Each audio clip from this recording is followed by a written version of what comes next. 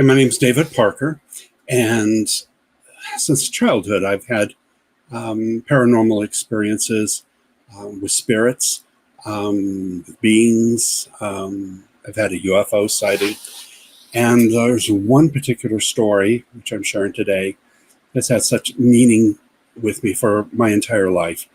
It happened when I was like 12 or 13 years old. It was in the late 1960s.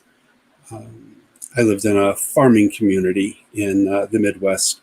One day, my parents and I were on our way from our small farming town to even a smaller farming town about 15, 20 miles from us. And we attended a Methodist church there. I don't know why we went to a different town. I think my mom knew people out there and just like visiting with them. So on our way to church Sunday morning, it was summer, a nice sunny day, and it was almost all cornfields, miles after miles after miles of cornfields. Every now and then there would be a break and there would be a farmhouse. Sometimes there'd be some pasture and there'd be cows, but mostly it was a corn farming community where I lived. And as I'm sitting in the back seat, my dad's driving, my mom's in the passenger seat, and we're driving to church. And off at a distance, I see something at the side of the road. And as we're getting closer and closer, I was wondering, what is that? Because there's just corn, a telephone pole, corn, telephone pole. As you get closer and closer, it looked like a person. And as we're driving by, I see Lee. He's a friend of mine from church. And it's like, oh, what's Lee doing there out in the middle of nowhere? The side of it was a 2-lane highway, 1 lane each way. And to the right of the road, it would dip down about maybe 3 feet and maybe about a 4-foot wide ditch. And then the ditch would go up, maybe form what looked like a little bit of a levee. Elevated dirt before you would go into the cornfield. And I think that was there to maybe block excessive water from running from the field into the road. So Lee was standing on this hump of dirt about 4 feet above the road and just standing there, staring, just looking off at a distance, not looking down at traffic, not turning his head. He was dressed in black slacks, had black shoes, a black belt, and a white shirt, similar to what he would have worn to church. And I tell my mom, "There's Lee. Maybe he needs some help." And there's, we didn't see Lee, and they just drive. We wanted to get to church in time, so we get to church. I went through Sunday school, go to the church service, and there's Lee's parents, and they were crying through the whole service. And finally, at the end of the service, the minister said, introduced, we all knew Lee's parents, but said that the parents haven't seen Lee in a couple of days, and they're very worried for him, and everybody pray for them, and hopefully for a safe return. So after the church service was over, my mom looked at me and said, "Don't say a thing." And it's like, I saw him. So I went up to his mom and I said, on our way to church, I saw Lee on the side of the road, and I told my parents, and they wouldn't stop. Well, they get mad and go to my mom and dad and say, "Why wouldn't you stop and help our son?" And they're saying, "Well, we didn't see him. Davey saw him." I said, he was there. I saw him. And so anyway, Lee's parents say, "We'll follow you back home. Show us where Lee was standing." And okay, if he's still there, I certainly will. If you drive back on the road, you can't find anything. There's no landmarks. It's just corn, for miles. So we're driving back home, and Lee's parents in the car behind us, and we're coming up to him, and I see Lee again in the exact same place. I tell my dad, there he is. Slow down. And then we pass him again. I said, "You didn't stop." He said, "Well, I didn't see anybody." So he wouldn't stop the car. So I opened the door while we're driving. I said, "Well, I'm jumping out." Well, that made him stop the car. Of course, he was mad. And we had already passed Lee by, probably a block, almost a city block or so by that point. And I get out of the car. Lee's parents are behind us, and they're out getting out of the car. And I said, there he is, there he is. And they're looking very dazed and confused. My dad said, get back in the car, we'll drive back and you can show us what you see. And I knew if I get back in the car, we're taking off. So I run down the road, and my dad's then backing up, and Lee's parents are backing up in the car and kind of following me. And I get up to the point where I can see Lee. There's 4-foot embankment with this hill, and the gully, about 4 foot wide, was filled with weeds, maybe 3 foot high weeds. It rained a lot. And I'm standing there looking at Lee, and I say, Lee, here's your parents. They've been looking for you. And he's just looking forward. Like that. Just looking forward. He didn't look down at me. He didn't respond. And if he looked at me, he would look like this. And he just looks, no reaction, anything. I go, Lee, everybody's looking for you. My mom and dad come up, and they're on kind of my right side, and Lee's parents are on my left. Nobody sees anything, but I was little. My dad was tall, and he saw something in the weeds, and he ran down in the weeds and was knocking the weeds aside and saw a handlebar for a motorcycle. And Lee wanted a motorcycle so badly, and his parents said, no, we don't want you to get a motorcycle, but he got one anyway. And he had only had it a few days prior to this. So my dad gets down in the mud, in the weeds. There must have been water because he had mud up halfway up to his calves. And he says, it's Lee. And he's pulling the motorcycle. And he says, he's gone. And the parents just crumple. His mom just starts sobbing.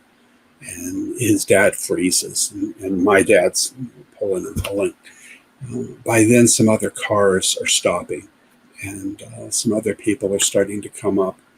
And I'm just looking at Lee. He just stands there and just stares forward, doesn't react, doesn't say anything, until I turned my head and I'm looking at Lee's mom, and she was just sobbing.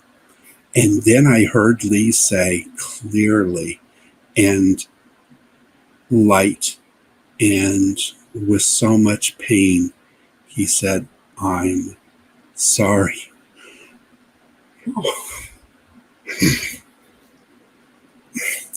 He said, oops.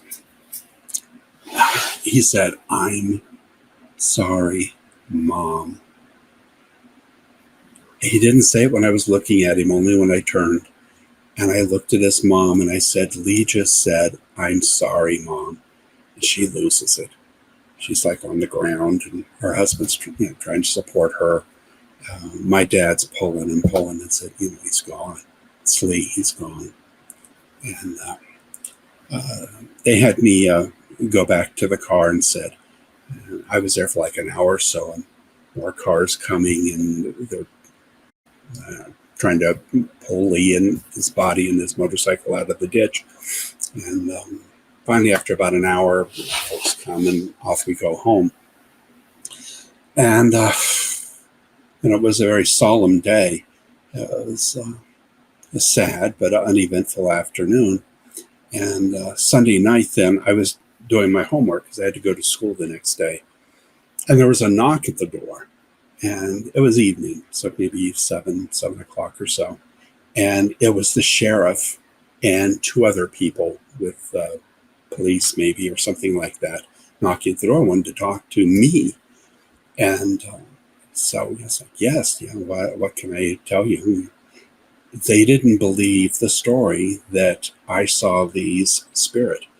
And they thought it was very suspicious that I was the only one that knew where Lee's body was. So they accused me of running Lee off the road, maybe driving fast and crashing him or something. But I was 12 or 13 years old. I didn't drive a car.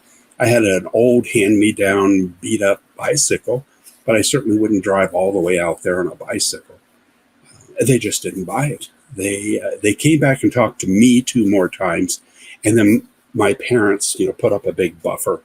And every time they came back after that, I would stay in my room and keep the door shut. And my parents dealt with whatever questions that they had. I went to school in a different school district than Lee did, but it was a big farming community anyway, and all the farmers were in connection with each other. So when I got into high school, I think I was in 8th grade, maybe going right into high school. I forget the exact year this happened. My peers were all thinking I killed Lee. And they were saying, what'd you do to Lee? What'd you do to our friend? Well, I didn't do anything to him. I found him. I saw his spirit. I was able to find his body that otherwise maybe not have been found till winter when all the weeds, would have died back. I gave his last message he had to his mother. I said, I didn't do anything to Lee. Well, that wasn't good enough for them. And I was pretty much tormented by a certain group of people all through high school.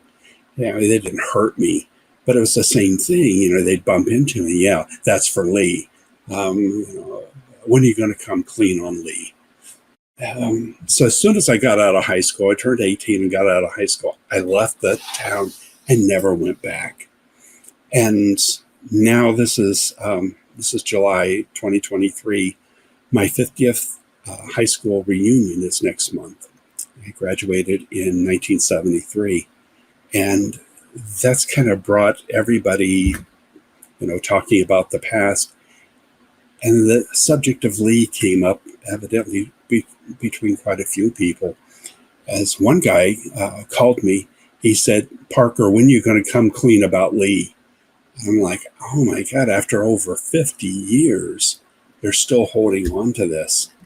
And now in the past week, I've talked to 3 different friends that say that there's a number of classmates that are contacting some distant relatives of Lee and see if they can get this case opened again. Because it was just, in their mind, I didn't see any spirit. I've been seeing spirits since I was a little boy. This was nothing new for me. And my parents had seen spirits. My parents totally 100% supported me in all of this. And we all felt that this was an incredible blessing, and maybe Lee was waiting for us so that I could find him. I had met Lee at church, since he lived in this smaller community, and it was a tiny community. I'm not even sure if they had a grocery store. I mean, it was that small. In this tiny little Methodist church, it was sweet people. Everybody was country.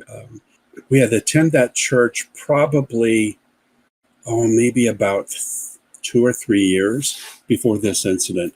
So I only knew Lee from Sunday school. Always liked him. He was such a friendly guy. And several times we got to do, I forget what it was called, when you put this little robe on, and then we had the sticks that were lit on fire, and then you walk up and to the altar and you light the candles and then turn around and walk away. And I thought that was just, I felt like a movie star getting to do that. I remember, Lee got to do it a lot. So now and then I got to do it with Lee. And at the end of the service, you go up and you put the candles out, and then you walk away. And we would have a Sunday school class before church. The adults went one room, and then the kids went elsewhere. So I was in there with Lee, and he was such a sweet boy. He was excited and smiled all the time. And I wished I could have spent more time with him, but since we lived so far apart and we were kids, and of course he had a motorcycle, but I just had a bicycle. I only saw him on Sundays, but we knew each other for years. During the week, Lee had a funeral. I didn't go to it. My parents did go to it. And then that next Sunday, we went back that same road going to church. And as we drove, of course, I was looking for Lee, and I never saw him. I knew where the spot was because some people had put some crosses up, but the spirit of Lee was gone. And we get to church. People were rather distant. I got a lot of really nasty looks. Lee's mother gave me very bad looks. And, I'm thinking, wow, I liked Lee. He was my friend. This was a great experience for me. I'm so glad I was able to help Lee and help his family. The whole congregation was very distant to me and to my parents. And after a couple of weeks of this, my folks were talking to the minister. And again, my parents buffered a lot of antagonism. They had me go sit in the car again. And that was the last time we went to the church there. So I don't know if they asked us to leave or what happened, but we never went back. We never saw any of those people again. And now, over 50 years later, there's still people wanting to persecute. They still don't believe I saw a spirit. So now it's been over 55 years since Lee died. I think about this so often now for over half a century. I think about Lee. He was a friend. He was a sweet person. My takeaway on all of this is I feel maybe I was chosen to see Lee that day. He had been dead maybe a day or two from the motorcycle accident. Other people didn't see him. My parents didn't see him. Lee's parents didn't see him. I saw him clear as day. He was absolutely solid, standing on a little mound of dirt, staring out at the horizon, right over where his body was. I feel it was a blessing and an honor to help my friend out. The last thing he did on the physical planet, he wanted his body found, I think, and he probably knew that I'd help him out. It was an honor and a blessing to help Lee through his very last moments. He was already deceased, to give a gift to his parents, the location of his body, and his apology to his mother. I'll never forget that. I can hear his words right now. I'm sorry, Mom. And to me, I've thought about this. I think about this probably every week for over half a century.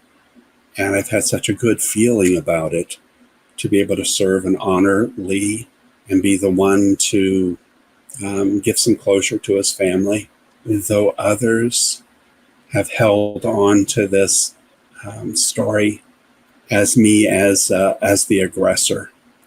And through high school, I told this same story to my peers. It's like, no, I saw him. I saw a spirit. It's this is nothing new. I've been telling this story now for over half a century. No one's asked me for years, but I told them when I was a kid. And now, after all this time, they still don't believe. And you would think that, maybe in 50 years, these people have had some kind of experience in their life with seeing a spirit or feeling something or having some life experiences that, maybe there is more than the physical planet. But we'll see what happens. We'll see if they try to reopen the case. I'm ready. I'll take a polygraph. I'll do what it takes. I'm still standing up for Lee. Always will.